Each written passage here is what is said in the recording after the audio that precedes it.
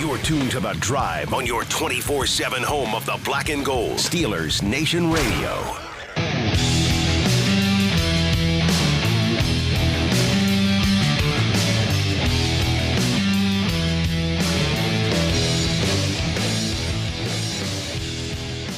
Good afternoon, Steelers Nation. It's The Drive on the Steelers Audio Network. Matt Williamson Wes Uhler here with you for the next 2 hours on this Monday.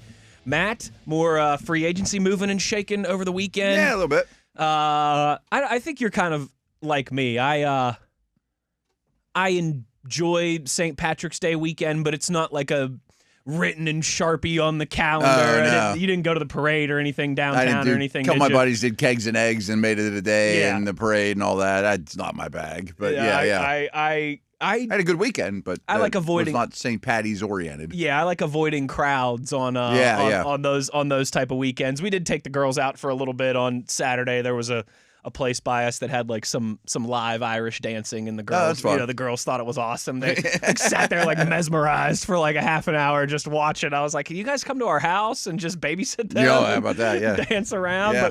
But plenty of moving and shaking this past weekend, Steelers specific and around the NFL in the last 2 or 3 days since we've 2.5 days or whatever it's been since we've been on air.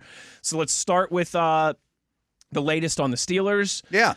Matt, we had kind of speculated, all right, what's left? Where could the Steelers continue to add in free agency? And, I think particularly after the addition of Jaquan Brisker, which we discussed on Friday, that picture started to get a little bit more clear. It was like, all right, now maybe you're looking for some help in the trenches, offensive line, defensive line. Mm-hmm. But other than that, feels like you've checked a lot of the boxes that we've been looking for. Well, Friday, a little after we went off air, in the evening, the news broke, and it's now been official. It was actually announced by the Steelers this afternoon, and he spoke to the media.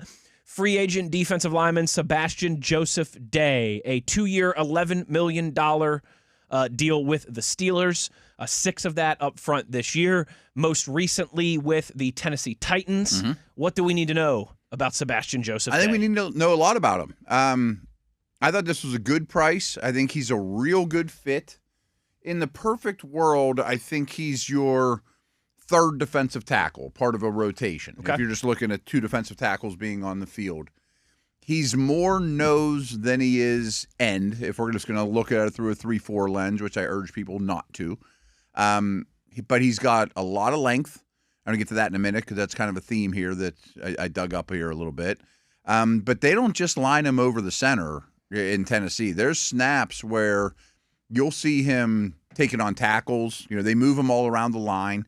He plays really hard. I mean, so effort is definitely an advantage of his. High motor guy. High motor guy for sure. Better run stuffer than pass rusher, but he's going to give you more than the typical nose. So I think he's a perfect fit. I mean, I think it doesn't change, what style. Well, it does maybe. If you were to add another D lineman in this draft, sure. I think you could pretty much go any direction and still fit in. Similar I don't even to know if you have to. Similar to the wide receiver conversation a little bit.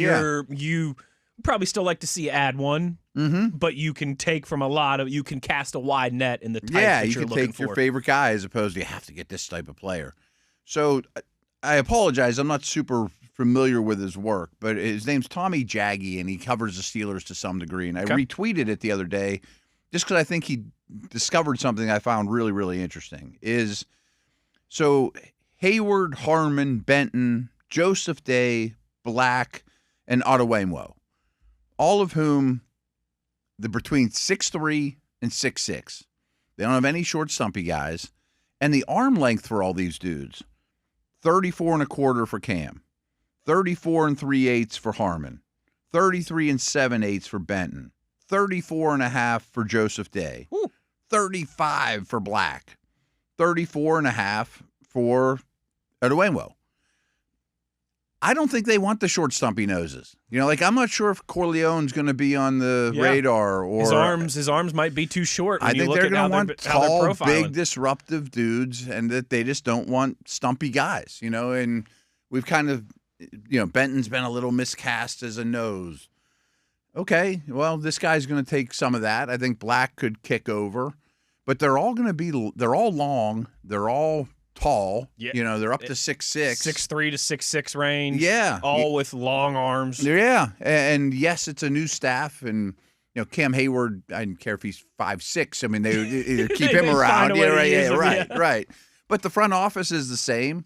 I mean, Andy Weidel came over from Philly. They do the exact same thing with all their big people. Totally. Length and big, good-looking athletes. They've got a type. Absolutely. You'll be this tall to ride the Thunderbolt. So more and more, when he laid that out with that tweet, I kept thinking, like, if they do add another, it might just be another one that looks the same, and whoever's playing nose is playing nose, and whoever's playing end's playing end, and more often than not, you're in a nickel front anyway, Yeah, and that might, as you kind of start to read the tea leaves, that would make a lot of sense. Yeah. Especially if you play more big nickel, too. If you're going to have three safeties on the field, you might not have a nose, period, And you just touched on it there, how we need to kind of recondition our brains to not always be 3-4, 4-3. We're going to do a little bit of that with the safeties as well, too, when we know exactly how that position group shakes out. Yeah. But that makes a lot of sense, I think, when you consider what we know about Patrick Graham, which at times can be hard to pinpoint because he's not the easiest one. He's been such an amoeba. He's he's the opposite of static. He's tough to write a book on. Mm-hmm. But which is part of the beauty of him. Which is part of the beauty of him. Absolutely. I don't mean that. Week or I don't mean that in a bad way. In fact, I think that's mostly a good thing. I do too. It's one of his greatest strengths, especially when you have a defensive front. And I think we've seen this recently with a lot of the best teams in football, and certainly with the past two Super Bowl champions in Seattle and Philadelphia.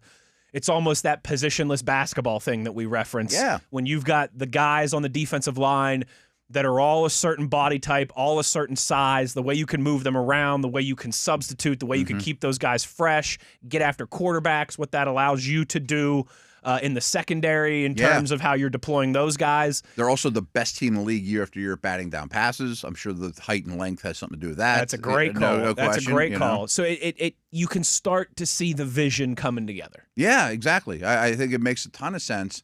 So as you were talking, I was also thinking, well, of course, there's going to be injuries. Of course. But these guys are a little more interchangeable. It's not like we only have one nose on the team, and if he gets hurt, then we can't stop the run for, you would hope that with all these more interchangeable body types. And then the other thing that the old staff didn't do, and it worked for the most part, and really they've been at the further, I don't want to say bottom, that implies it's bad, but we know that their defensive line, Watt's the most obvious, but they always align in the same spots. Cam doesn't go against right tackles very often. Watt doesn't go against left tackles very often. Yes. The counter's true for Benton and Highsmith and all those guys too. But I'm just thinking with these guys, just the true D linemen, you should be able to put them, mix and match them wherever you want. Yes. You know what I mean? Yes. Yeah. Like, okay, your nose this play, it's not an offensive line where you need a center and two guards and two tackles. And that makes you much more difficult to game plan for, obviously. Yeah, right. From an offensive perspective. As great as Cam is, he lines up in the same spot basically every time, to some degree. I mean, just shade here and there or whatever. Watt, I know a lot of people talk about Watt as, well, Watt's great. We know this. But like PFF puts out their chip rates. How often who gets doubled the most and all those things. And chipping is more, I hit you on the way out to a route. It's not a true double. It's just hold him up for an extra half second. Just get a shoulder into him. And I mean, on the way out to your route as a back or a tight end or whatever. And Watt is by far the most chipped player in the league. That doesn't mean he's most doubled, but he's the most chipped. And there's two reasons for it. Number one is he's awesome. It's because, he's one of the best pass rushers of his generation. Right. But he's not the only great pass rusher out there for him to be chipped at such a high level. The other reason is because they always know where he's at. Like if we've seen the gauntlet that guy runs through, and maybe he doesn't have any interest in moving, but the fact that he's always in the same place, I can at least chip him, even if he takes an inside move or whatever, So you'd be able to contest Steph Curry's three-point shot much more often if he was shooting from the same spot on the court. If he was only got to shoot from the corners or whatever. Yes, right. yes. Like if he gets in the corner, it's coming out. Yes. But at least don't let him get in the corner. Right. Makes a ton of sense. And you get more versatile. You get like Ovechkin. less. Right. Yeah. He shoot from the same spot. And he scored 1 million goals doing it. But what if he was more diverse? He'd be Lemieux, or whatever. Yeah. So Sebastian Joseph Day I like it a lot. Yeah, we were texting about it a little bit Friday night. Yeah. You seemed excited. 8 seasons in the NFL so far, 105 games, 315 tackles, 30 TFLs, 15.5 sacks, 6 passes defense, 2 forced fumbles, and an interception for the big man. Originally a 6th-round draft pick of the LA Rams in 2018.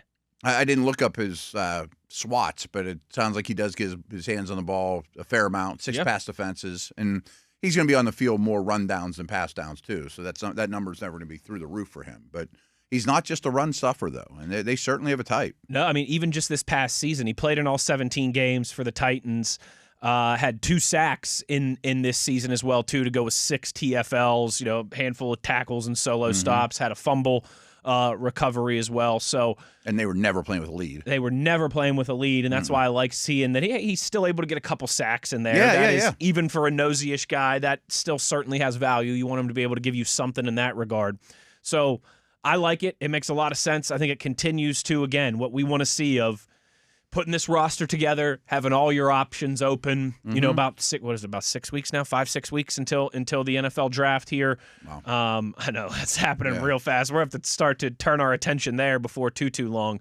But a nice signing, nice addition for the Steelers. Yeah. He spoke this afternoon. I'd like to hear what he said. Yeah, we'll play some of that as we roll along here, as did Jaquan Brisker. Spoke this afternoon too. So those guys are now officially signed, sealed, delivered, contract, hat, official, photos, press conference, and all that stuff that goes with it. So super quick, I think it's pretty clear who their top 4 defensive tackles are. And remember, there's usually 2 on the field. It's in some way pecking order. It's Benton, Harmon, Cam, and Day, which. Then Black doesn't have to be that guy yet. You hope he goes past 2 or 3 of them. Who knows? Sure, that'd be great. He's flashed. Great problem to have. And, I mean, this is probably a bigger conversation. It's definitely a bigger conversation. Their roster, to me, is way better than the one that lost in the playoffs. I very much believe that. I do, too. Quarterback aside,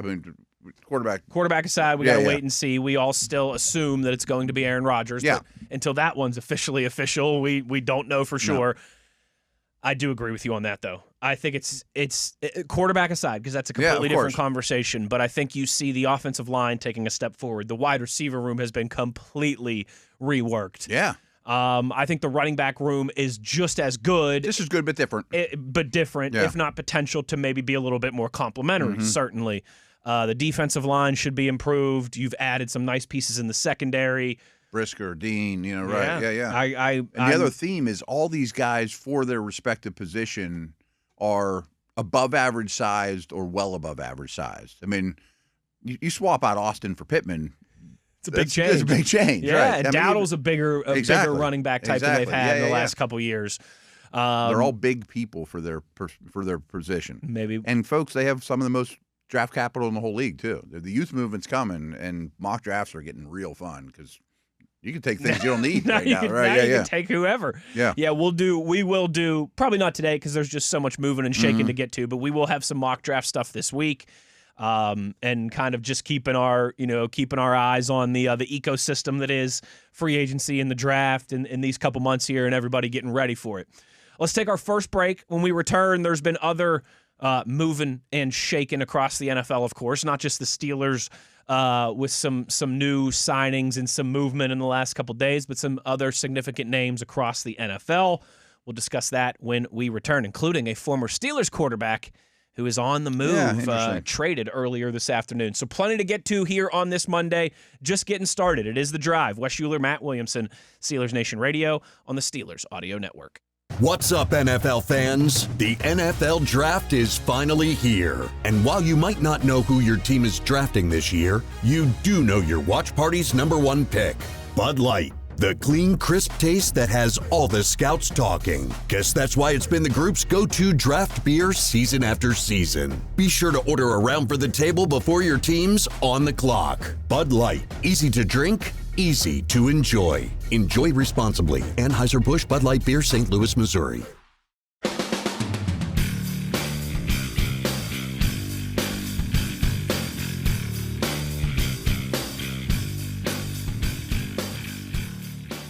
Back on The Drive here as this Monday rolls along. Free agency wave 2 underway, still some moving and shaking. And, of course, pretty soon here, all eyes will be upon the NFL draft, of course, taking place on the North Shore of Pittsburgh, Pennsylvania. Matt, a couple other, I think, significant pieces of news and signings and trades and things like that we have to discuss today. Former Pittsburgh Steelers quarterback Justin Fields. Interesting. On his way to Kansas City, of course, petting a physical and all the official proceedings and everything. Right. But according to Adam Schefter, there were a few other teams interested, but Fields had the preference to go to Kansas City. Of course, Patrick Mahomes is there. Everyone knows that. But other than that, there's a lot of opportunity, I think, in that quarterback room. Gardner Minshew is off to Arizona. Yeah. Chris Oladokin, is he still there? Shortly of this parish, briefly of this parish, is still there. But other than that, I mean, I think this makes a lot of sense for Fields. He will likely have the opportunity to start at the start of the season, maybe kind of similar to like it was here in Pittsburgh 2 years ago, while the QB1 gets healthy.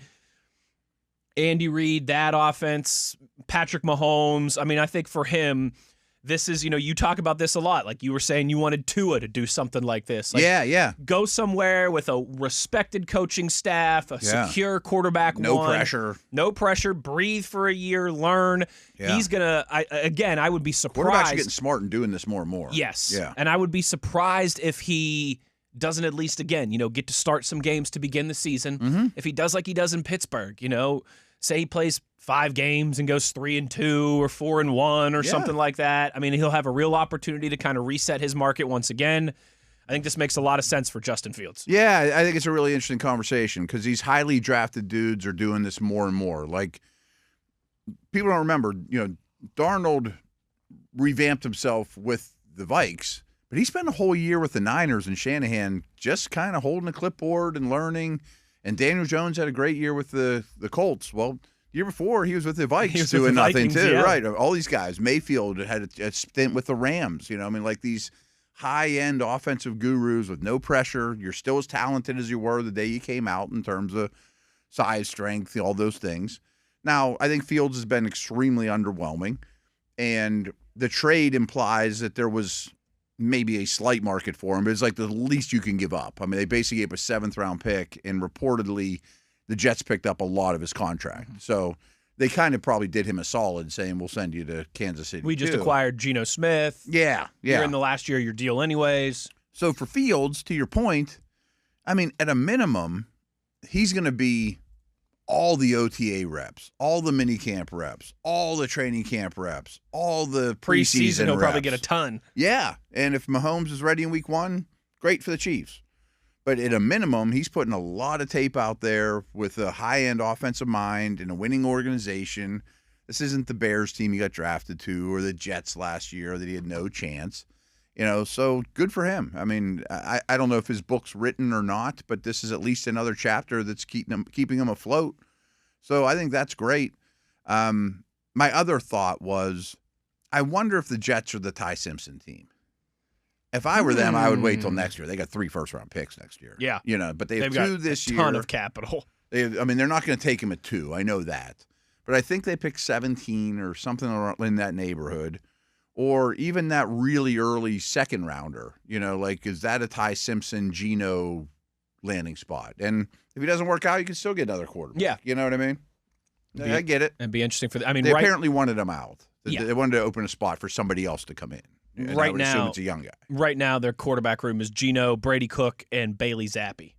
Right. So there's a lot of room anybody could knock those 2 off. I think even if they are as gung-ho excited as could be that, Geno's going to be better. Last year was just a terrible situation. He's not going to be an all-pro, but he'll give us some stability. You still need more than that. Still his age is still a temporary fix at best. Yes. Right. So an interesting one there across the timeline earlier today. But I'm with you. Good for Justin. I mean, and he was super popular here. I'm rooting for him. Right. We are too. I don't think either of us are crazy high on his prospects of becoming a long-term franchise quarterback. but everybody that's ever dealt with him has nothing but good things to say about him. Yeah. And I think at each step, I think he's handled his business like a pro. Yeah, and it hasn't been an easy stretch, and some of it's his fault, some of it's his surroundings' fault. Right. But never makes a stink, never makes a fuss, shows up and goes to work. And yeah, if you're the Chiefs, makes a lot of sense to bring that guy in. Mm-hmm. He'll raise your floor at least until you get Mahomes back. Yeah, it's a good backup, you would think. Yes, right. Yes. And so all the best to Justin Fields, and hopefully it works out well for him. I don't know if they'd ever take Mahomes off the field in any circumstance when he's right, but you could also have a running package for Fields too, or while Mahomes gets his feet under him early in the season, or who knows. Maybe even a tush-push type situation. Yeah. Mahomes does not sneak. No. They don't trust it. They don't want him getting hit at all. And man, I tell you what, as we've seen the tush-push evolve here the last few years, you could do some fun things with Justin Fields and his athleticism. He's really strong too, yeah. Boy, my goodness, is he. A couple other notables, I guess. Trey Lance, agreed to a deal to return to the Chargers. Like Ridley's going back to the Titans. Ridley's going back to the Titans. Goddard's going back to the Eagles. Goddard back to the Eagles. Mooney signing with the Giants. Oh, yeah.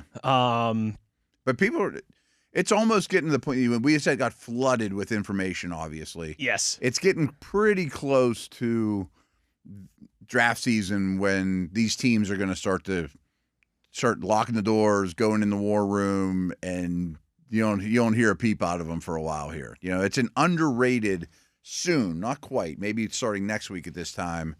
There's an underrated stretch of content is difficult to come up with. Yes. Yes. After getting crushed in free agency. And we can even, we'll go recap free agency across the league and things too. But all of a sudden, when the teams hover in there and they start building their boards, and that's coming real soon, there's not as much action. There is not. And I don't want to say that the NFL is going to go quiet here for the next month or so, because that's the wrong way to put it, but it certainly won't be as loud as it's been the last few weeks and the last few months.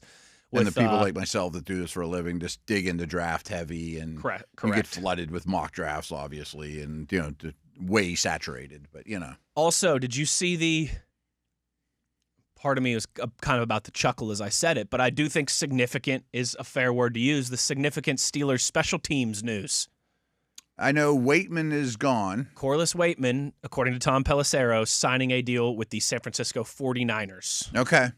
So I should know this off the top of my head, but there was several restricted free agents that the Steelers did not tender, including McCollum, the center, and Waitman. Because I think we both assumed when they signed Johnston, they were just going to run it back and have another punter battle. Well, they could have got Waitman back, I'm sure, but he was not under contract when that happened, because it's kind of just a slow. It doesn't come out huge news. It's not as big a deal as a lot of the other stuff. They just didn't tender some of these guys. Yes. So like a McCollum might not be the backup center. They may be the market for a guard/center. Did that one surprise you? A little. Maybe this is what he is. The fact that he's center only doesn't help him. Like Hassenauer was that way too. Like, only one guy can get hurt for me to help, and that's hard on game day. Like, ideally, you want like a Nate Herbig. Yeah. Who could play guard, center guard. Dale and I used to call it the better version of B.J. Finney. Yeah. And Finney was fine, but if he's your fourth, he replaces 3 different positions on the inside. He can't play tackle at all. And if you're like a little bit better version than that, a better version of B.J. Finney, cool. It's like the super utility baseball player that can play shortstop and second base and right field. But think about McCollum. I mean, only one guy can get hurt on game day for him to get in there. That makes a lot of sense. And unless disaster happens and he has to play guard, of course. Sure. But then he just doesn't help you. And you have to have him active because no one else can snap. If Frazier would get hurt, then you'd lose for sure. You got to at least have somebody that you trust to snap the football and be able to do the center Q exchange with your quarterback. Mm-hmm. Yeah, I think that's most of the significant kind of news over the weekend. Nick Bosa's contract got restructured. But I think we should keep an eye out, though, that might be draft, but I bet – and it won't be if they sign like Bitonio or Teller or Zeitler or one of those guys, which I still think could be in the mix. But if they add another interior offensive lineman between now and training camp, I bet he can snap. He won't be center only. There's no chance of that. That makes no sense on this team. But I bet he can snap. Yes. Yeah. And that's, again, that would make a lot of sense off the moves that we've just seen. And because you need somebody that you trust behind Zach Frazier for if he gets hurt. Yeah, you need and someone. I'm not playing Zach Frazier all through the preseason either. Yeah, right. Somebody's going to be a center. Yeah, right. Correct. So that'll be something to keep an eye on as we roll forward here, and maybe even potentially with the draft and who they add on the offensive line there. Something to keep an eye on, particularly on the interior of that Steelers offensive line as we move forward. Matt, I guess kind of last notable of today, formerly of this parish, albeit only for a very brief time, Darius Slay announcing his retirement. Oh, earlier. did he? I didn't catch that, but that 100% adds up. Frankly, his style of play the last year or so looked like he wasn't not in it, but I mean, he made some business decisions and ended up going to Buffalo and never didn't report or whatever. Yeah. So, good for him. He had a really good career. 13 seasons. Yeah, that's incredible for a corner. Super Bowl champion, was an All-Pro, first team All-Pro in 2017, six-time Pro Bowler, 28 interceptions in his career. Wow. For the second-round pick out of Mississippi State in 2013. He had some great years with the Lions. He had some great years with the Lions, and then some really good ones in Philadelphia there too, kind of at the front end of his time with the Eagles. So all the best to him in his next chapter to life. Wasn't a great experiment wasn't the most here. Impactful. Yeah, wasn't the most impactful signing for the Steelers. And I warn people, like you look at it this time of year, like, well, they got that position filled. It's not that easy, folks. It can change very quickly. But in a way, it also opened a door for Pierre later in the season and Samuel and, the fact that they moved on from him. I give the front office a lot of front offices would have been like, this is who we have. We're not moving on from him. We paid him a nice, a nice chunk of money. Right. We don't make mistakes. We're not going to, go back on that. But they moved on quick. It's awesome. That's great career for him. Great career for him. Like, hey, you play in the NFL till you're 34. You're doing all right. Yeah. And hopefully all the best for him in his next stage of life here. Speaking of people that are defensive backs in the secondary, Jaquan Brisker spoke earlier today. We'll hear a little bit from him. Also, just some new comments from the newest Steelers, Sebastian Joseph Day as well. Cool. But to just kind of put a bow on all this, Matt, when we return, I do want to do a who's still available out there in free agency. Yeah, we should at least kick that around. Continue to keep tabs on that. And then, through the lens You're of... going to get bargains this time of year, too. Through the lens of would you be interested in any of these guys as a bargain for the Steelers? So we'll do that to close down the first hour of the show. We'll have tweets in hour number 2. We'll hear from some of the newest Steelers. Still plenty of T's to cross and I's to dot on the day's proceedings. Wes Uhler, Matt Williamson. It is The Drive, Steelers Nation Radio on the Steelers Audio Network.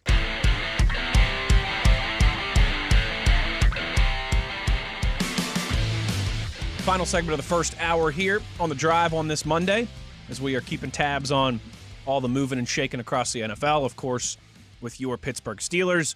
If you missed it at the top of the show, 2 Steelers officially introduced as signed, sealed, delivered members of the Black and Gold. Yeah. This afternoon, Jaquan Brisker, the safety, of course, most recently with the Bears, of this of a native of Western Pennsylvania here. I knew he went to Penn State. I didn't know he grew up around here. Yeah, he was actually, and we'll hear from him in hour number 2, but he was saying how Joey Porter Jr. was recruiting him heavily. Okay, here, local feel. They've been buddies for a long time, and he said he was super excited to call his mom as soon as the deal was How cool would finalized that be? and tell her I'm signing with the Steelers and everything. So very cool, and we'll get to more of that in hour number 2 as we kind of continue our just keeping tabs on free agency and all the latest moving and shaking. Pardon me, across the National Football League, I had one of those. Peanut butter filled pretzels. They're good fillers. They are out in the break room, but sometimes you get just a little piece of the pretzel sticks in the back of your neck while you're trying to do an intro of a radio show. Oh no, rough timing. Matt, still a lot of notable names. Yeah. Both just for what they've done in the NFL, yes, and some for Steelers familiarity or Steelers purposes. So let's go over some of these lists. I've got ESPN's and before we NFL's. do, I want to throw one one thing out about Omar Khan that I think he's really, really good at is I think he's got a real and he's not alone. He's act like he's the only one in the front office, but I think he's got a very good feel of timing in terms by position. Like for example, I don't know if they'll sign a veteran guard or not, but there's still a lot of them out there, and their price is only going down. Safety, like there's a couple that were pretty big names that went quick. But there was a lot of them out there, and the price went down, and you wait a day or two, and you show some patience, and you get in those waters. Then you go get Pittman immediately. You go get Dean immediately. Like there's an art to timing up free agency, totally for sure. And a lot of it's just knowing where the waters are deepest and where there's the most fish, and what the market's going to be. And I'm not suggesting Omar's not a good football guy, but never forget he had a lot of dealings with agents and a lot of dealings with money and cap and those type of things. And you know how these things work. The 33-year-old guard, I can wait 10 days in free agency or whatever, That's part of the art of this whole thing. Yeah. It's more than just identifying good players, entirely. It absolutely is. And the timing, the cost, all these things play a huge factor. And you're right. I think that's Omar has that kind of that beat down. Yeah. And I've noticed it for several off seasons in a row now. So it's not like he lucked into one this year. No, right? It's knowing when and where to spend your money, knowing when and where to use your assets. Yes. It's better jump on this now because it's not going to be there later. Exactly right. Yeah, I think a lot of times, I've discussed this before, people look at general managers and they think it's just a talent evaluation job. Like they're just in a dark room watching tape all day. They're just watching tape and some do. And talking to their scouts. And that is how some do. And some of them leave this type of stuff to their assistants and things like that.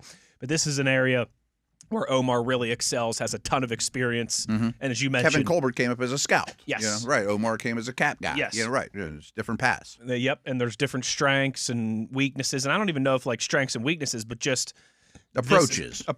That's the right way to put it. And I've said this a million times. I mean, my interpretation of how the Steelers front office works is Omar manages generally. He's a general manager. That is his title. Yeah. He manages. He oversees, things like travel and things like that too. He pays attention to. It's not. I mean, he manages generally, and that's great. It's working out well. So far, we are liking what he is putting together for this edition of the Steelers, without a doubt.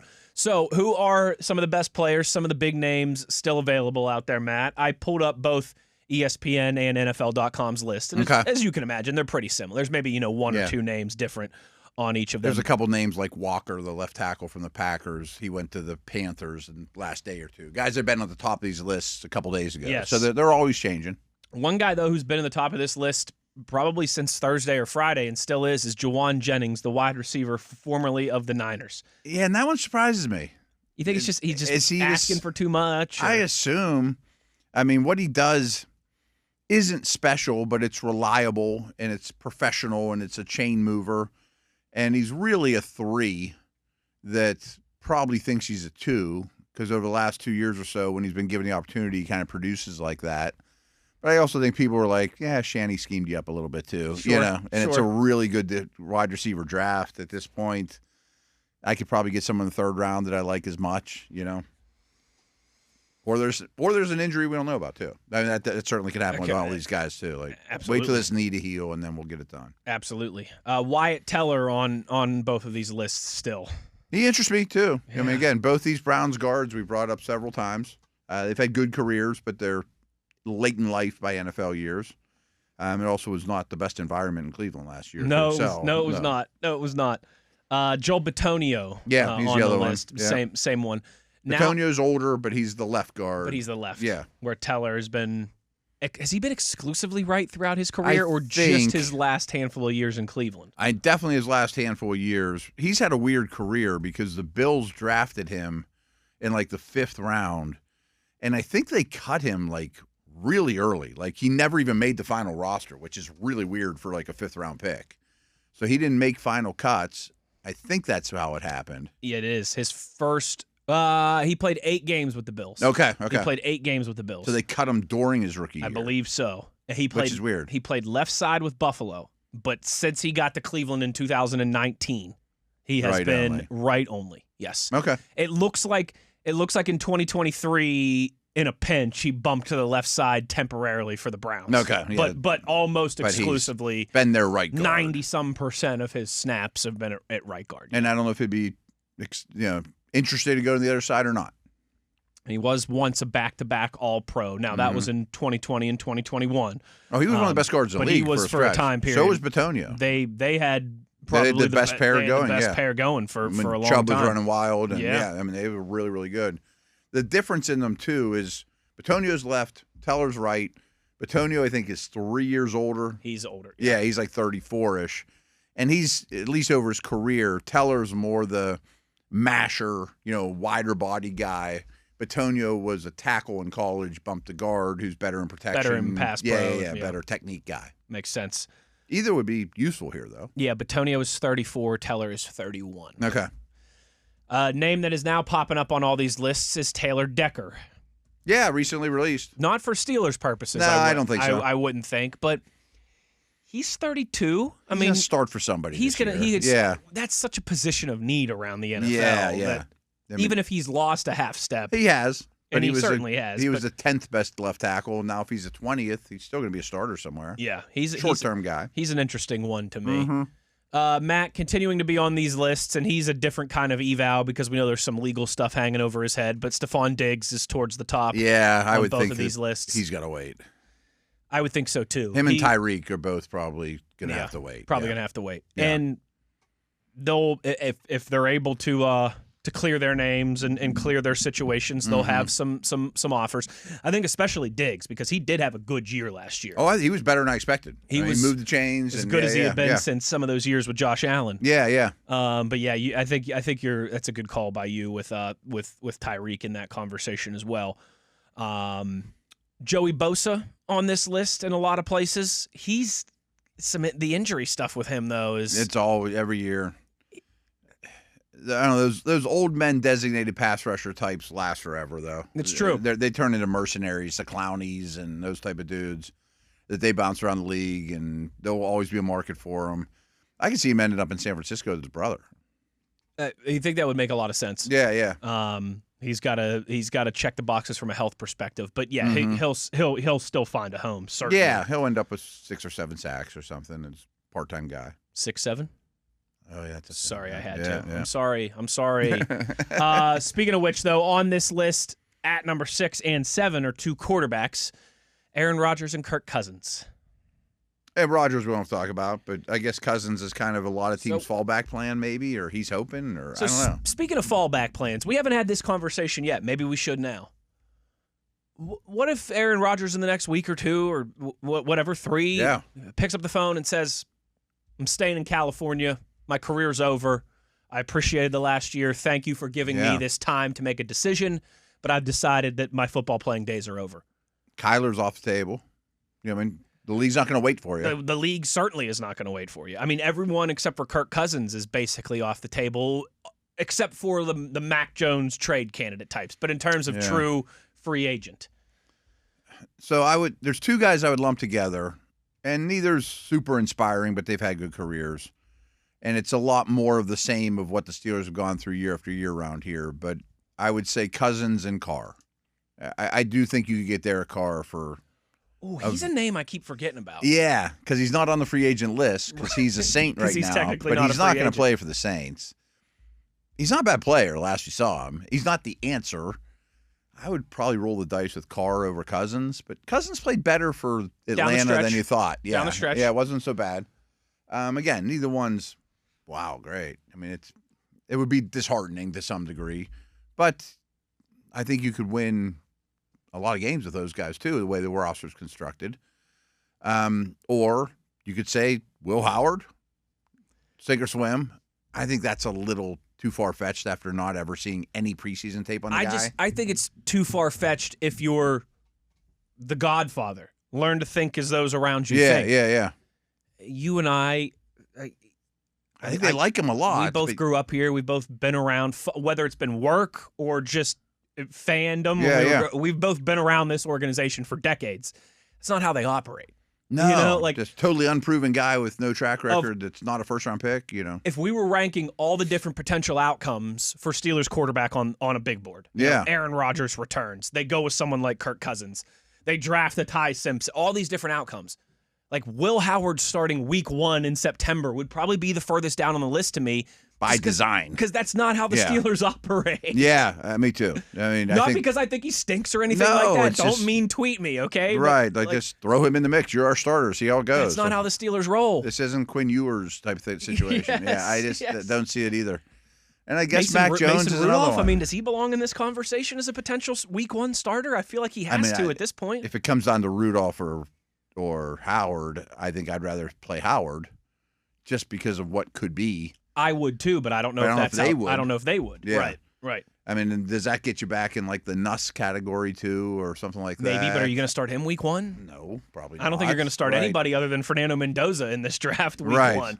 Now, all this, obviously they've given this way more thought than us. All of this implies they probably are pretty confident Rodgers is coming back. That's what I keep when my mind wanders down these different pathways. That's what I typically come back to. Unless there's a deal on the back burner for Mac Jones for a 3rd-round pick. If Rodgers says no, we'll offer you the 3rd-round pick. We've had this discussion, and I'd get it. That wouldn't be the worst. It wouldn't be the worst. Mac Jones for a 3rd-round pick, particularly when you have 3 of them. When you have 3 of them, he's a pretty efficient player.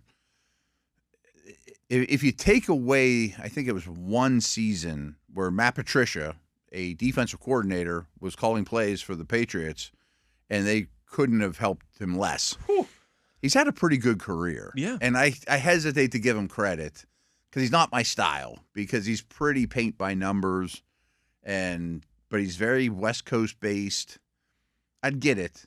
And if it flops, it doesn't mean you can't draft one next year. I mean, if if he has an okay year, it doesn't mean if he's the and he's always had an okay year. If he's the 13th best quarterback in the world, then you probably win playoff games. Yeah, or at least you're in the mix for a division title probably. But if he's the 24th best quarterback in the world, then you're definitely going fish in the draft. And it wouldn't kill you.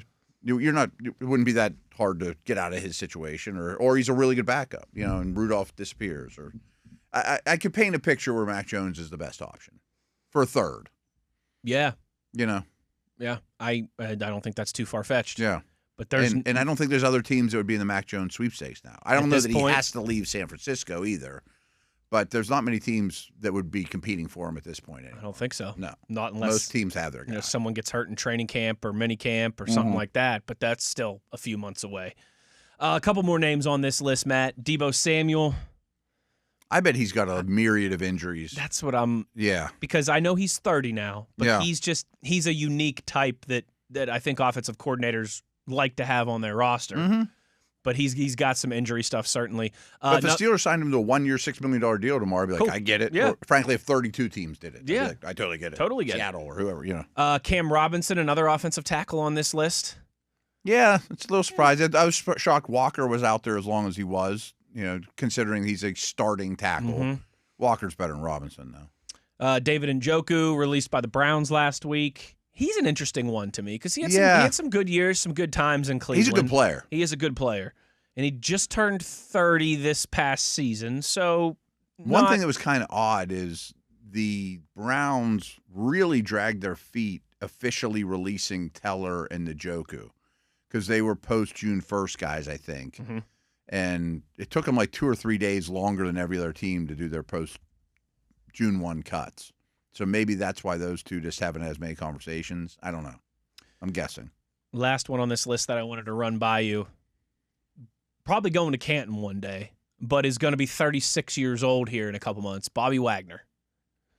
I wonder if he's done. There's been some reports. I was looking at this earlier. Some reports linking him to the Cowboys. Some reports linking him to the Bengals.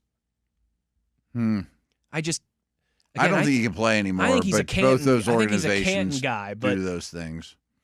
I mean, since he drafted 2 linebackers, could draft another, he could just be big brother in the room. Yeah, he just can't run and play anymore.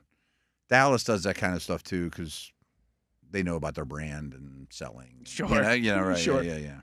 Interesting, though. So those are some of the names. Some of the names that are still available. We'll continue to keep tabs on all of that. That's an hour in the books. Hour number 2, we will get to some of your tweets. We'll also hear from The two newest members of the that's cool. Pittsburgh Steelers officially announced this afternoon. Of course, safety. And from Western Pennsylvania Gateway High School, by the way. He's a Gateway guy? Jaquan Brisker, and then Sebastian Joseph Day, the defensive tackle. We'll do all that and more in hour number 2. Halfway home here on The Drive on this Monday. Wes Uhler, Matt Williamson, Steelers Nation Radio on the Steelers Audio Network.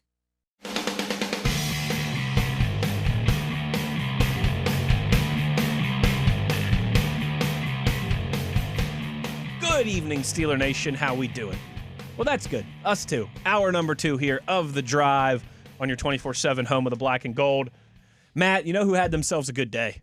The Brisker family. Oh, I bet. Yeah. And listen, I know That's pretty cool. I know sometimes I like to think, Matt, one of my better traits in life is being self-aware, okay? Okay. I don't have a ton of strengths in life. Sure.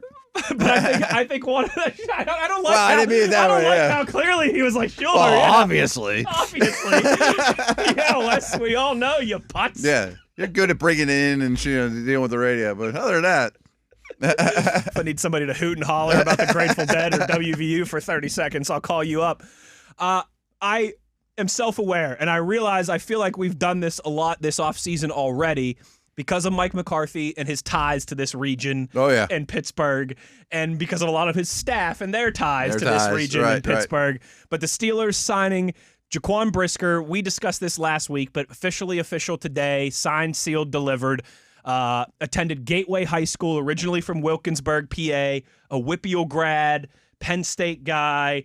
It's pretty cool. Yeah, it's pretty cool. It is. It adds something to it. I know sometimes people get tired of hearing, they're like, I don't care. I think particularly there's a ton of Steelers fans and a ton of our listeners who don't have ties to Western Pennsylvania or Pittsburgh. Right. And they're like, I don't care. Just win football games and get the best players. Get the best dudes. And that is most important. That is most important, right. Certainly. But it's also pretty cool for us when a guy like this who, grew up like we did, waving his terrible towel and rooting for the Steelers. Knows Brisker, Joey Porter Jr. well, I guess. Knows Joey Porter Jr. well. Yeah. And just this whole region and this fan base. So they had to overlap at Penn State then? They did, yes. They were teammates at Penn State. Yeah. Like, I'm sure they I know probably they played against each other in Whippeals. And probably played in some all-star games and things like 7-on-7 tournaments. When you're and that stuff highly recruited in the same you've been at camps together. You've been to camps together and all that stuff. So pretty cool. Him talking about those emotions, sharing the news with his mom and his family, what it means for him. And obviously a lot of X's and O's and his excitement about joining this organization and this new staff and this new era of Steelers football. Here's what Jaquan Brisker had to say this afternoon. How's it good to be back? It feels amazing. Just, going through the tunnels, seeing the city, seeing that beautiful water, it feels amazing to be back for sure. Growing up, were you playing football in the backyard thinking you wanted to be a Steeler, pretending you were a Steeler, taking through kind of your childhood growing up into now? Yeah, just growing up, started football at 4 or 5 years old and, going around the house, throwing footballs around, mom taking it away from me, down I'm using socks or water bottles, acting like, I'm playing football, things like that. But never thought I would be a Steeler, which is crazy. But now that I'm here, I'm just so blessed and, humbled to be here. And, I just get chills, just knowing that I'm be a Pittsburgh Steeler and I'm from Pittsburgh, so.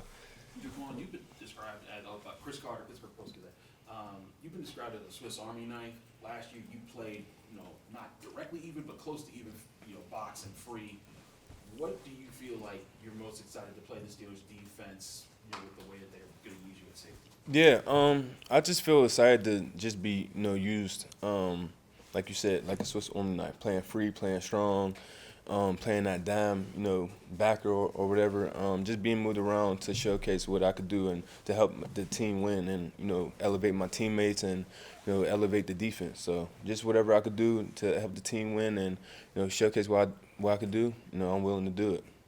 Well, it looked like the Bears were a team on the ascent, good run in the playoffs. What are you getting into here? I feel like it's going to be the same thing. They just won a divisional title last year. Got a lot of great pieces, around, us, around me. I feel like they had a lot of great players on defense already. You got TJ, you got Jalen, you got Joey, Patrick Queen, Cam Hayward, Highsmith, and, a lot of young guys too. And they're building on the offense. So I feel like it's a great opportunity, to make a deep playoff run again. Do you have a story about you and Joey back at Penn State? Anything good? Illustrate your team. I had to, get Joey, together. I'll say that. He had to mature, but which he did, and that's one of my favorite teammates, one of my guys, and to see him where he came from at Penn State to now, it's amazing, and he's gonna be a great player in this league for sure. What was he doing? Why did he need to mature? I think he was just his ego, his ego when he came in. I think he was like 4 or 5 star, and I just had to, just get him right into the right path. So football wise. How'd you manage that?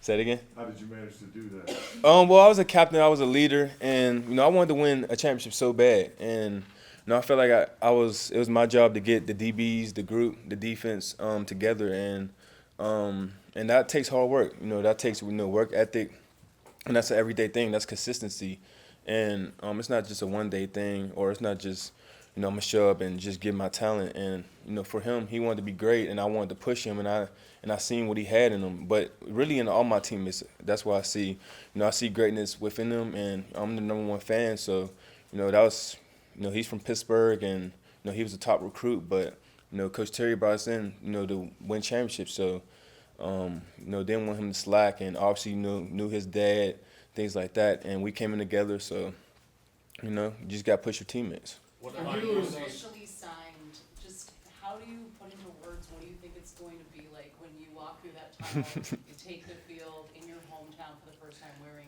that jersey? Yeah, when I was thinking about that, I'm just like, man, seeing the Terrible Towel, waving around, hearing that Renegade song, I'm just like, man, it's gonna be so fun playing in front of the fans and turning them up. That's all I just want to do, just that energy, that passion, this city has, around the football, team and things like that. It's like no other. Like I said, before walking in here, while I was in Chicago, there was a lot of Pittsburgh fans in that stadium too. So they travel well, and I can't wait to play in front of them. So it's gonna be amazing. Jaquan, as a follow-up to that, have you been to Latrobe since you're from here? No, I've been to Latrobe one time in high school. We played them, and I had maybe 2-3 touchdowns. We beat them bad. But never at the Steelers camp. No, I've never been to a Steelers camp at Latrobe. No. Was Mike the favorite player for Latrobe then? Say You mentioned pushing Joey. Mm-hmm. Do you look forward in turn to having the opportunity to work with Ramsey and Elliott, and what do you want to learn from them? Yeah, I look forward to playing with those players. Obviously, I seen them from afar, and I seen Jalen, play corner at a high level, and just trying to get to learn how he's been consistent for so many years, playing at a high level, staying healthy, that's huge. And being able to move around. He plays corner, he plays nickel, he plays safety. So just getting any information I can get from him, and Deshaun too. Any information I can get from him also. I always want to learn, from any player, and there's always room to grow. So. Jaquan, you talked about Joey coming into Penn State as a 5-star with a big ego. You kind of had the opposite experience, right? You go to Lackawanna. Mm-hmm. How did you keep your self-confidence and not let that setback define you and come out the other side the way you did? I always just believed in myself. I just needed an opportunity, to showcase my talents. And Coach Duda, helped me a lot, become a better, person, a better student, a better player. And when I went to Penn State, I just, focused on, just getting better every single day, try to, know the playbook like the back of my hand, know what the D-line's doing, the linebackers, the corners, the safeties, the nickels, just know the playbook and things like that. And, I just always just focus on myself and always just focus on, progressing. What have the last few days been like for you? Where were you when you found out about the deal? Who did you call? Mm-hmm. Yeah, the last few days, it's honestly been crazy. My phone's been blowing up to the point my phone was on 90% and it died. I'm like, oh my gosh, that's how many calls and texts I was getting. And the first person I called was my mom. I'm about to be a Steeler. She's like, baby, are you sure? I'm like, yes, I'm about to be a Steeler. So she's like, oh my God, this is so exciting. So and then I texted the family group chat. I'm like, I'm a Steeler, and everybody was going crazy and things like that. So it was amazing. Where were you when you found I was in California. I was training at Westlake Village at Proactive. And to be honest, Joey was kind of on a phone call too a little bit. He was on FaceTime because he was blowing up like my agent and things like that, and blowing me up like, what are you gonna do? I'm like, bro, I'm probably gonna be a Steeler. And once it was official, I was like, I'm a Steeler, baby. So I was turned. So it was amazing for sure. Did you think the Steelers were an option when free agency first started? Yeah, that's why. To be honest, that's what I told my agent. A couple teams, but the Pittsburgh was one of them. I wanted to come back and play here. And, obviously the tradition, they have here, I seen it from afar, and I had, a lot of teammates, come back here and play here, and, they say it's amazing, and I always knew that, so I was just, definitely a destination I wanted to be. Who was your favorite Steeler growing up? Favorite?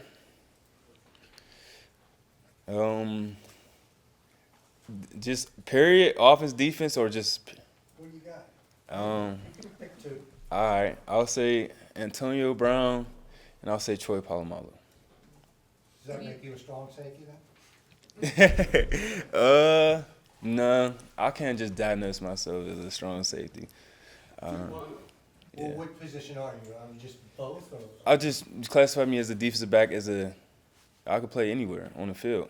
Well, can you talk about that? When I talk to guys running around NFL, like Ram Cap, one of the former Titans, he talks about the importance of when you're a safety in today's NFL, you have to be flexible because free and strong is becoming like positionless basketball at this point. Yep. How do you see that developing, and what things have you done?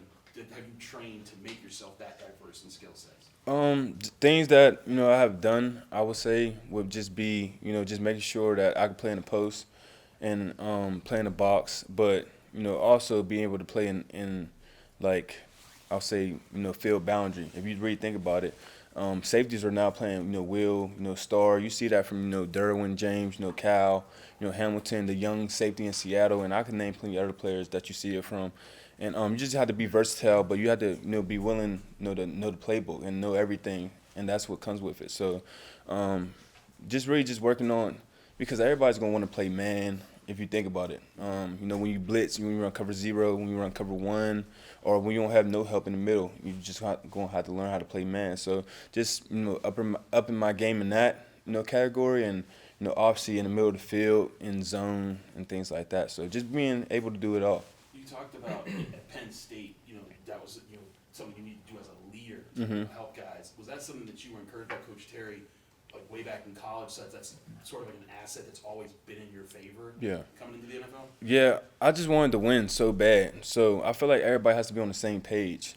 Like when you win championships, it's really player led. If you think about it, you ask any player who won a championship, they say the players led it, and that's what I wanted to do at Penn State. I wanted to lead, by example, and that's with my work ethic, and that was with, maybe I was vocal, maybe I might get in your face, maybe I, just depending on the player, because I knew my teammates, so maybe I might have to get on his face, or maybe I have to pull him aside or things like that, but it's always out of love, and it's always, that I want to win bad. So that's all I wanted to do. I just wanted to win and, up with my teammates, and they're thankful, for me for doing that.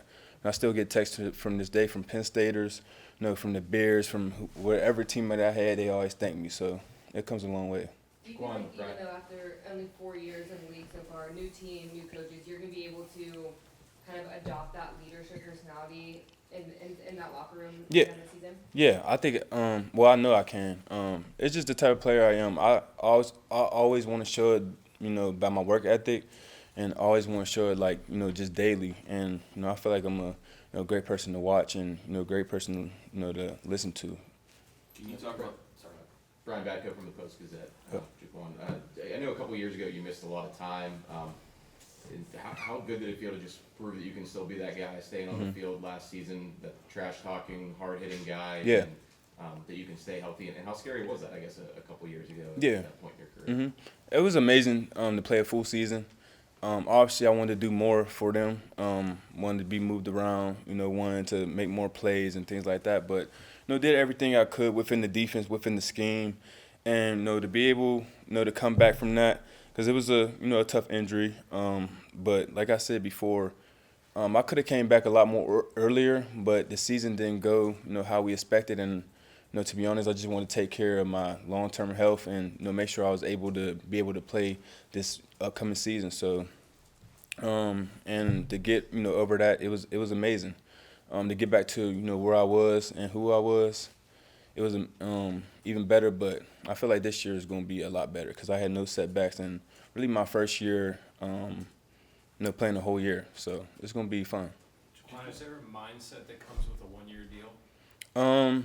Yeah, just bet on myself like I always have. When I was in junior college, when I was in high school, when I had 0 offers, and plus, they let me come to Pittsburgh Steelers. So it's my hometown, so it's gonna be amazing playing here. Got a chip on my shoulder already. I'm already motivated, but I just told myself, whoever gets me is gonna get the best version of me, and I just can't wait to showcase what I could do. Is there a little bit more comfortability with playing for a fellow Yinzer coach? Yeah, I'll say so.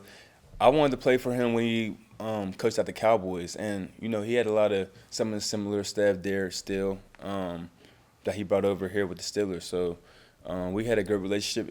It was funny when I FaceTimed them. Well, when we talked on the phone, he had said something about my father. He's like, yeah, and I still remember your dad from at Penn State. I was like, that was hilarious because they had a great conversation, and you just tell how great a person my father is, and how he got that effect that a head coach still remembers him. You know what I mean? Because some fathers could get in the way of their son's journey. So I feel like that was big. Do any of these coaches remember your grandfather? I didn't get that one yet. But John Brisker, the aviator. Mm-hmm. Yeah, I didn't get that one yet. Not yet. You talked about Terry Smith playoff game last year. Show the versatility and how you can play. Yeah, I'll say that. But I could say I could do a lot more than what I did at the Rams. I think that was just an opportunity that just came to me. Just me being around the ball, coach calling great calls and things like that. But I feel like I could do a lot more than what you guys seen, and I can't wait to showcase that. That's what I'm waiting on. For me to be used a lot more.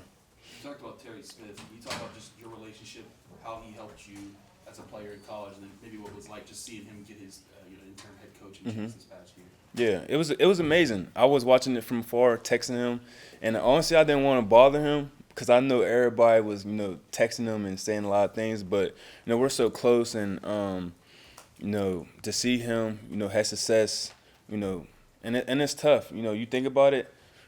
Coach gets fired, interim head coach comes in, and guys still have to look at him as a leader. They still have to go out there and win and dial in. And at the same time, you're getting criticism from fans, negativity from everybody around. So, for him to keep those guys composed and focused and go on a 4 or 5 game win streak and win a bowl game is huge. And Coach Terry, I knew he was going to be ready for that that position, that spotlight. He was the head coach at Gateway, but the way he treats his players, the way he goes about his business and things like that. It's amazing, and you could just tell. And you can't cheat the game. It's always going to reward you, and he got rewarded. What was the biggest thing he did for you that you remember, just development-wise, either on the field or off the field? For me, I would just say, just be where my feet is. When you come into the building, leave everything that any problem or anything. It's all about football when you come into the building, and just learning that from him, and learning just really just how to. Really how to be a better person, a better man. It was not always about football with him, but football-wise, when you come into the building, just keep the main thing, be where your feet are, and just be dominant. Great stuff there from newest Pittsburgh Steeler, fellow Western Pennsylvanian Jaquan Brisker. Pretty cool story. I had forgotten, when we were kind of outlining his quick, ties to this region. Yeah. I had just forgotten he didn't go from Gateway right to Penn State. He wasn't proverbial. I mean, he was a known guy, but he went a different route to travel to get there. Just some really good stuff about his work ethic, his family, all those different things. Gotta love it. Seems very grounded and also very excited to be here, obviously, right? Yes. And he's a pretty good player too. And sounds, I mean, it was towards the beginning of the interview when they were asking him some schematic things, but he sounds like he's pretty excited about how the Steelers have told him they're going to use him in this defense. Yeah, talked about some big nickel and move him around a lot, and he's obviously intelligent, and you can see that on the field too. Like some of these guys just, you can't put them in a lot of roles because they don't know what they're doing. I don't think that's a problem at all. No, absolutely not. So great stuff from him. We will hear a little bit from Sebastian Joseph Day when we return. We're also going to get to your tweets before we get up out of here. Plenty more to get to on this edition of The Drive. Wes Uhler, Matt Williamson, Steelers Nation Radio on the Steelers Audio Network.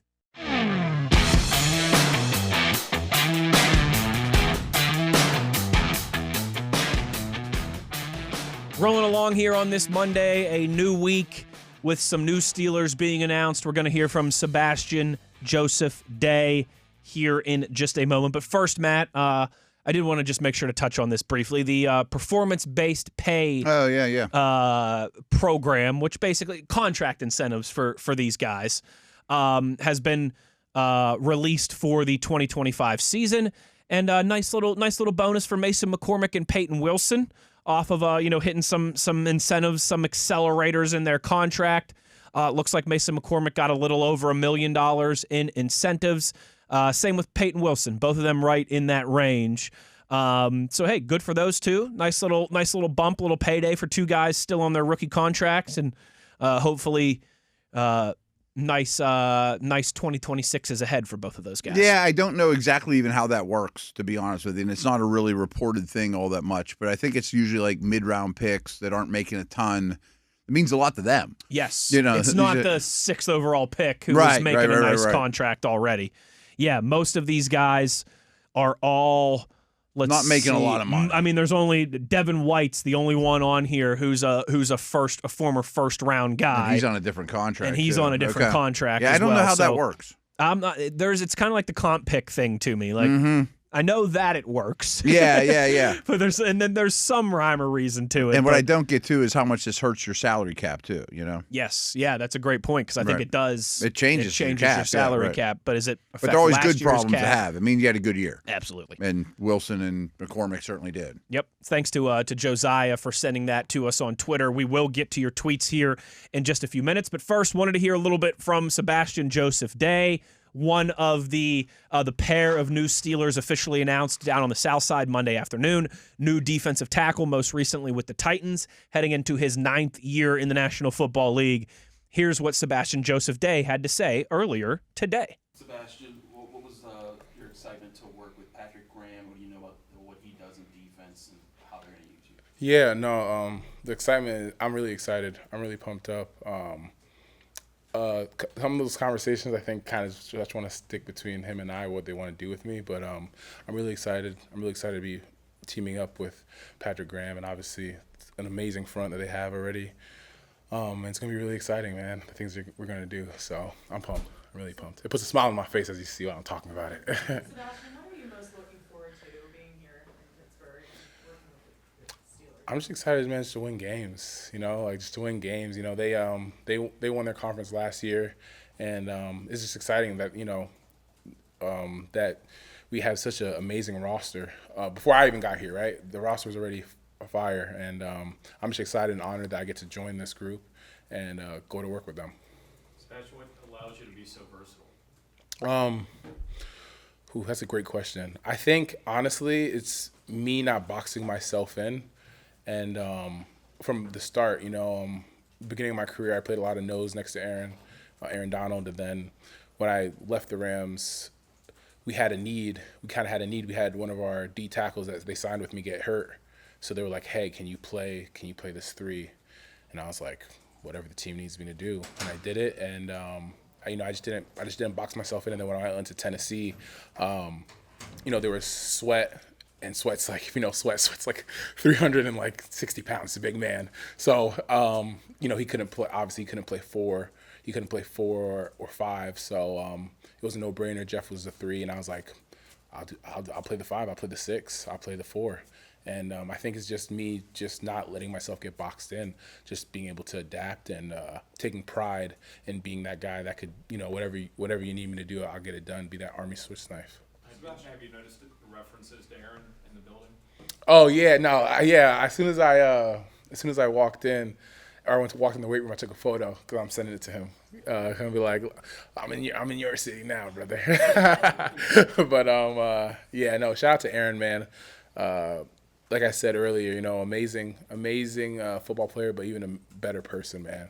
Great person, and I'm super thankful for him because he helped me a lot early in my career. Was Stroudsburg Steeler country or Eagle country growing up? No, believe it or not, Stroudsburg is pretty evenly divided. I know I had a lot of Steelers fans, a lot of friends that were Steelers fans, and a lot of friends that were also Eagle fans. So, Did you have a leaning one way or the other? I didn't have. Believe it or not, growing up, this is gonna sound crazy, but growing up, I was actually a Vikings fan because when I was really young, I fell in love with their uniform, so I always was a Vikings fan. When they didn't draft me, I was heartbroken, but I was talking to them too during the draft process. I was like, oh no. So You got over it? yeah, I got over it. Oh, I definitely got over it. I mean, listen, Rams Super Bowl, 2 Super Bowls in like 4 years. I wasn't complaining. But yeah, so Stroudsburg's pretty excited. A lot of texts, a lot of messages, a lot of people are coming to attend. Sebastian, what do you know about Cam Hayward, his game, and just how much are you looking forward to playing alongside him? Oh man, I mean, Cam, first ballot, man. I mean, tremendous football player. And from what I see from afar, I don't know him personally, but from what I see from afar, even better human being. What he does in the community, and that's awesome. I'm just super excited to pair up with him. His game's amazing, man. I mean, when I watch film, because a lot of the teams I've played for were 3-4 defenses and stuff and whatnot. So you always watch teams that have comps to you, so you kind of see what the blocks you get. I always watch Cam, and he's always whipping ass. Excuse my language, but I never see him lose for real, honestly. And great, like I said, great football player. And I'm super excited to pair up with him and the rest of the guys, and fit in wherever they need me to, do whatever they need me to, and just help the team in whatever way I can. Sebastian, on that note, Brian Backer from the Post-Gazette, by the way. Welcome. To meet you. Nice meeting you. You mentioned when you got your amazing roster, you think, and bringing you in. Do you feel like this is a team that still kind of making those win now moves with the quote unquote window open, especially as someone who's been there and seen it going to the Super Bowl like you have with the Rams? No, yeah, for sure. You definitely see the moves they're making, man, and it's really impressive. They're doing a great job, and again, from my perspective, I see a lot of great things that they're doing to lead us in that direction. But obviously, it always comes back to us executing and doing what we have to do. But on paper, yes, we look very nice, especially on the defensive side of the ball. I don't want to speak on the offensive side of the ball because that's not my side. But I'm just speaking defensively. So much newness on this Steelers team. I mean, almost completely new coaching staff. What do you look for? What's your mindset when you're entering a team like this with almost a completely clean slate outside of the veterans on the team? I think my mindset is just to do whatever I got to do to put the team in a great position to win. That's just my mindset, to be completely honest. It's just about being selfless and doing what's asked of you to help, whether that's whatever it is that they want to do with me, and I'm here for it. I just want to win games again. It's been a little different 2 years for me. Nothing but love for Tennessee at all. The 2 years over there has just been, I went from winning so much. I went to being in playoffs, I think 6 years, because even my first year at the Chargers, we were in playoffs, to kind of going on a little skid. So I think it's really been humbling because I got to see the duality of it both, right? The duality of it both, the things that you do to win and the things that obviously don't help you win games. So I just want to get back on that I want to get back on that winning path and do whatever it takes to do that, whatever that role is for me, that they have for me. In San Diego, the exit had to be shocking for you. Yeah. Did you ever get an understanding, a truth about what happened there? That's actually a really good question. No, I never really did, unfortunately. It was a very funky situation.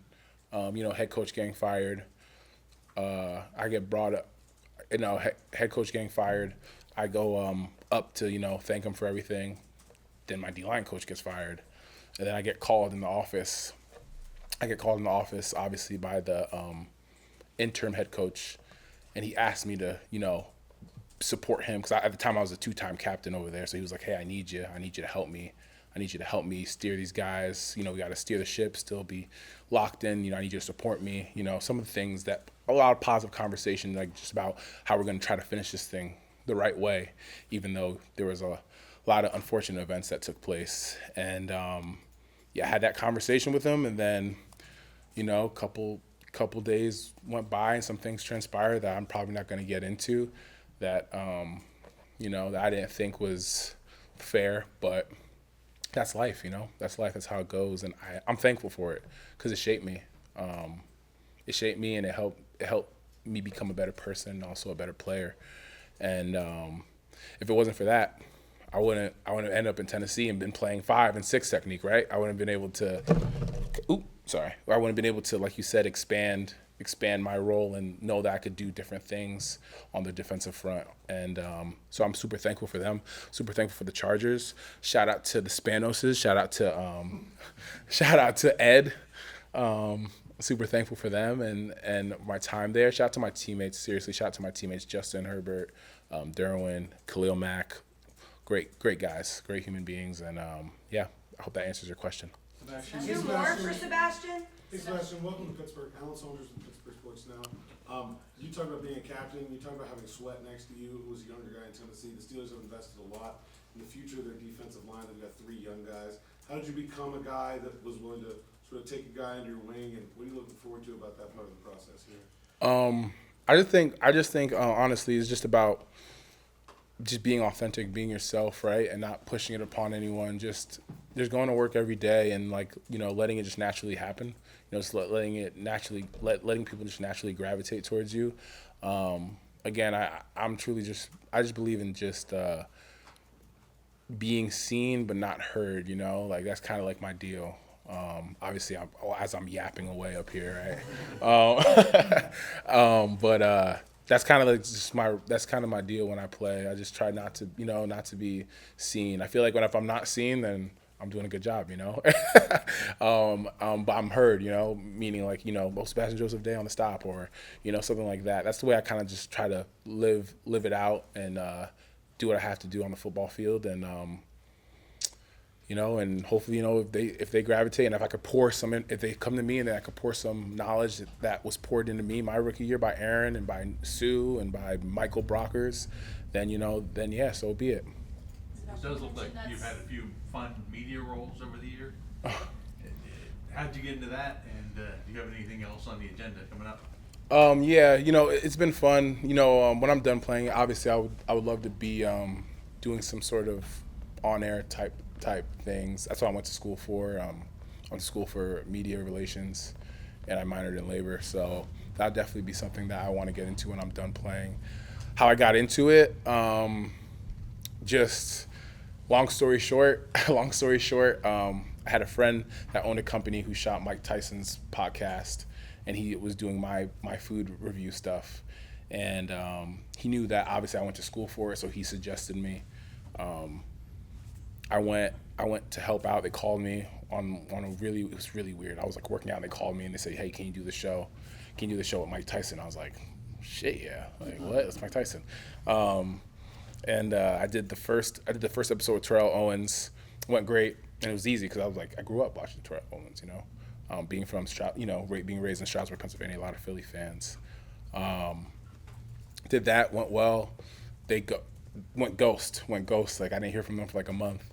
And then next thing you know, they called me back and hey, Mike wants you back again. I was like, all right, cool. And I was in the middle of workout again. I was like, who is it? Who's the guest? And T-Pain. I was like, T-Pain? Sorry, I got excited. I still get excited because it's T-Pain. This is what I grew up on. What? I was in the club, T-Pain, you know what I mean? So I'm sorry, I got excited again. Yeah. Anyways, but I got excited and I was like, yeah, T-Pain, what? I didn't have to study my questions, because I know and you guys know as journalists, you study on the person you're going to interview and whatnot. And I was like, oh man, I know so much about him already, because at that time at that time growing up, I was like maybe like 12, 13, 14. So T-Pain was like a really big hit during that time. So it was really fun. Killed the interview, and the rest was kind of history. I just became his co-host for a while, yeah. For like 2-3 years now, the show has been stopped, but I was the co-host since it's been stopped, so it's been fun. Great stuff there. Sebastian Joseph Day, Matt, he's going to take our job one day. I'm worried. I found out who T-Pain is. I didn't know who that was. Throw myself right under the bus. He is coming for our jobs. We're going to have to kick slide, keep him off us. Right. You guys think Matt knows a T-Pain song? No. You've been to weddings and stuff, though. I've been to weddings before, Do you know yes. it's in a movie? He's got that one song, Apple Bottom Jeans, Boots with the fur. I know that one. Yeah, Shorty got low. Okay, yeah. That's played at like every wedding. Every wedding on the planet, a lot of movies I know and that stuff one. like Yeah, that. yeah. That was a popular Gets people one. on the dance floor. Look at Matt Williamson. Oh, I'm dialed in, right. He knows what's up, boys. Cool. No, great stuff there from, man, a good talker. I say another really well-spoken, personable dude. We'll Smart, have to get him obviously. on some point in the off season, And I liked it. I mean, he mentioned some Hall of Famers he's been hanging out with in those rooms too. Starting with Aaron Donald, of course, but Namakong Suh, Jeffrey Simmons last year, and now Cam. Some pretty he good realizes ones. He's not Batman, but I mean, I'm going to adapt around these great players and learn a lot from them. Yeah, that's awesome. It's awesome. Both of these guys really enjoyed what they had to say today, Yeah. and I think we're going to really enjoy seeing them get going here in the black and gold. One more segment to go. You know what that means. We will close things down with your tweets on the other side, at Wesley Uhler, at Williamson NFL. That's where you get involved. It is The Drive, Steelers Nation Radio on the Steelers Audio Network.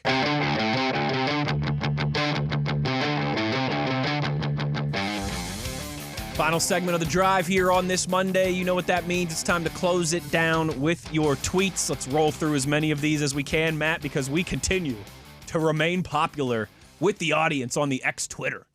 Love it. Let's go, man. Gotta love it. Keep them coming every day, guys. Yeah, absolutely. We'll do our best. And as I've said to you before, if we don't get to them on that given day, I bookmark them. We'll get to you the next day. We keep a nice orderly queue around here.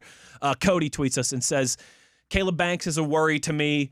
Played less than 800 total snaps over 5 seasons. Was talking about his shoes hurting him at the combine. I get the talent, but does the passion for the game exist? Well, he actually did have a broken foot at the combine, so I think that he broke his foot at the combine, from what I gather. Yeah. It's an interesting one, though. I don't know what to do with him. Yeah. I really don't, and I don't know what to do with this D-line class as a whole. I urge everyone to rewind to the very first segment of today's show. We talked about the Steelers have a type, Yes. and does that eliminate the shorter, squattier Corleone types or not? I think it probably takes McDonald out of the mix, especially as a first-round player, which I'm fine with. Yeah. I think he's a run stuffer only and phenomenal at it, but I need more from that, from where he's going to go. He's probably a top 40 player. Banks is the one that's like, man, I'd love to get a hold of this guy. If he's still sitting there in the second round because of the foot, sign me up for sure. Yeah. But he's a tough eval. He's a tough eval. And that's why he might be there in the second round, because it's tough to sell your owner on. He had a foot issue that limited him to 2 or 3 games. Now he's got another foot issue, and his tape is hit or miss. Yeah. There's some bad tape. And he's a remarkably bad tackler. He just is. And you would think with the wingspan, he has the longest wingspan at defensive tackle and of combine history. You would think by accident, bad tackler. He disrupts things. It's kind of like we've talked about, like Queen and Shazier. He gets back, sometimes he gets to places where others don't and makes them change, but he doesn't put people on the ground very often. Now, I think you can teach that. Sure. Right. That's not the worst thing in the world. That's all in the balance of the conversation. I forget. But there's not many guys in this D tackle class that I'm like, sign me up for. They've all got their different concerns, whether it's health related, whether it's body size. Yeah. I do think was it maybe Trevor Sikkema at the combine, because he's a Florida guy. He's a Gator, so he's a little dialed into that. Banks played 3 games for Florida this year, and apparently they didn't even want him to play. But he was like, the desire's great. He was like, I'm playing. Yeah, they playing. should have set him down. So he's an interesting eval. Yeah. And it was great in the Senior Bowl, and I mean, he's got rare traits. And maybe he does fall, because a lot of these, you always do a good job of painting this picture, Matt. You have to think as those around you think. Yeah. If you're one of these coaching staffs and organizations that if we don't win some games this year, we're all going to get fired. Right. And it's not going to matter if this guy's great in 2027 or 2028, because we're not going to be here. they're like, I'm not taking that guy in the first round. I need somebody that I know is going to help me win games this year right away. But then, like, the Eagles might be like, oh, we'll take him in the first round. We're Absolutely. not getting fired. Right, yeah. We'll develop that guy. Yeah, sure. And put him next to Davis and Carter or whatever, But the more I will do this D-tackle class, the less I like it. Same. And, which makes me like this signing more, because if they're done, I can handle it. Maybe you throw a 5th-round pick in the mix. I think there's a lot of intriguing prospects in this class for defensive linemen. There always is, but none that I'm right now saying, oh, yeah, first round, sign me up. Right. He's going to be a Cam Hayward type for the next 12 years. years. And this is the only one I think could be. But what's that cost you? Agreed. Yeah. Sudesh tweets us and says, how would you grade the Steelers' free agent signings to this point? He says, I'm sitting between a B+ and an A-. I think that's fair. I'll be 100% honest. If we were on Bears Nation Radio, I'd give them the exact same grade. I'm super impressed. I mean, I did a Locked On NFL show Friday, and we picked, I think, our 2 or 3 favorite off seasons. And mine was the Steelers, and my national host that I was with was like, I'm 100% with you. I mean, the roster's much better than it was the last time we saw them. And I think all these additions make sense. You still have cap space. You have all this draft capital still sitting there that you could turn into next year's stuff. Quarterback side, I'm tired of saying that, but that's the only thing that holds me back from being like it's an A+. Yeah, I would say it's an A or an A-. I think they did well. That's where I'm at too. I understand the vision. I didn't know what approach they'd take coming into free agency. We had some educated opinions on it. Sure. Don't get me wrong. Especially if it's not a huge deal, but in the next week, if Bitonio or Teller or somebody like that happens to be in the mix and then they don't do anything until the draft, I get it. T-Mac tweets us and says, how many draft selections do you think the Steelers should go into the draft with this year?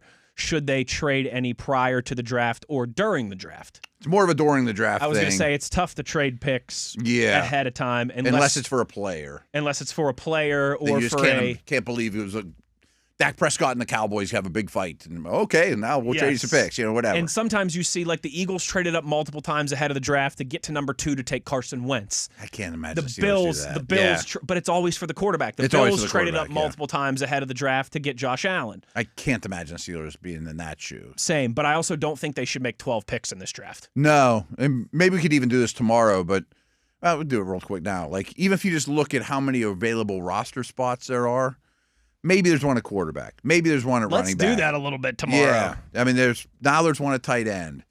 Could be 2 at O-line. Could be 2. I mean, I'm reaching. Could be 2 at wide receiver.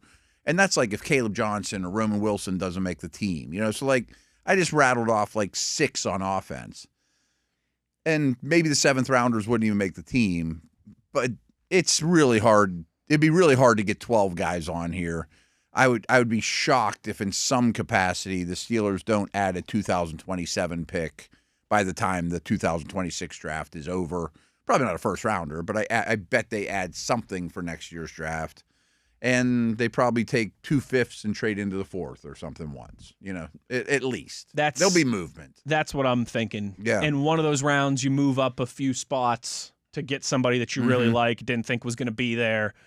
And then you turn one of those 3rd round picks into a 2nd. That's for like next my favorite year. move. That's the best. Like, that would we'd be do that right now. I think both of you Now, I know it's a little bit of a cheat code when we do like our mock drafts and stuff, but I trade down a ton because at 21 there's always like 5, 6, 7 players that I'm comfortable with, and I know that's a little unrealistic, but if you trade down, you're going to get even more picks. Like, yes. Like you may end up after a first, if you happen to trade down in round 1, you may end up with 14 picks that minute. And that's way too many. That's way too many. Right. It's certainly a fun part of the process that'll really be ramping up here. These are really good problems to have, though. Very good problems to have. If you used every pick, so be it. We'd have a lot of fun at camp talking about all the young guys running around. Yes, we would. But let's look at that. How many more roster spots left do we think? And it's not it'll be vague. A range. Yeah, it'll be between 10 and 15 or something like that when it's said and done. Quarterback's a weird one. Let's have, and quarterback's a weird part of that conversation. Let's have that conversation more in depth tomorrow. Yeah, it's a good one. I also, speaking of quarterbacks, we got a fun tweet from Nick, I think it was, about an idea for a quarterback conversation across the league. So maybe we'll do some Steelers roster spots left. We'll do some quarterback at large conversation across the NFL on the program tomorrow. And who knows, Matt? Maybe we'll have another signing or some other significant news across the league by then as well. Okay. Maybe we'll find a guest this week, too. Or, I'm sure we'll have a couple coming absolutely, up. Absolutely. We will do all of that and more as the week rolls along, but that will do it for us today. So thanks to Nate Dogg. Nathan on the ones and twos. He's fired up wearing his USA Baseball World Baseball Classic hat. Yeah. Nathan's ready to go in the championship. Is that Tuesday, Nathan, the championship game? Is that right? Tomorrow night? Looking I forward. actually tuned in a little last night. Yeah, it was pretty cool. Had Paul Skeens on the mound and then David Bednar from Mars and the kid Miller from Bethel Park. So pretty cool Western Pennsylvania connections on the mound last night as USA took down Dominican Republic. Nate Dogg's been buzzing all day today. And a big shout out as always. He's looking like Paul Skeens with the mustache lately, to Mr. TV, Tyler V, our video producer. For Matt Williamson, I'm Wes Uhler. Take care, everybody. We will talk to you tomorrow. As always, you know where to find us. It's on your 24/7 home of the Black and Gold, Steelers Nation Radio on the Steelers Audio Network.